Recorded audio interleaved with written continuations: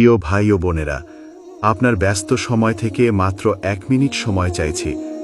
Please একটু শুনে যান আমাদের প্রিয় নবী হযরত মুহাম্মদ সাল্লাল্লাহু আলাইহি ওয়াসাল্লামের পরিচয়, যার কারণে আজ আমরা ইসলামকে পেয়েছি, জান্নাতের রাস্তা জেনেছি।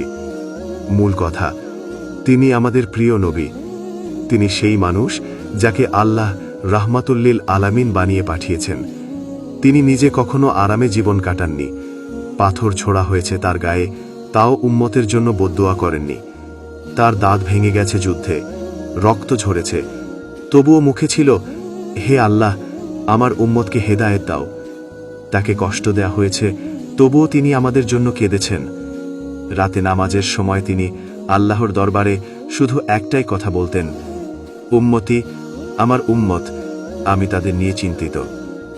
ভাই ও বোনেরা, এমন একজন মানুষ যিনি আমাদের জন্য সারা জীবন কষ্ট করেছেন, আমরা কি 1 মিনিট সময় দিয়ে তার জীবনের কথা একটু শুনতে পারি না?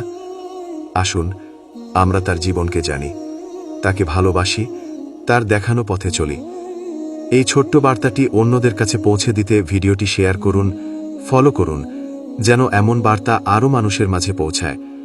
কমেন্ট করুন আপনি কতটা ভালোবাসেন আমাদের এই মহান নবীজিকে।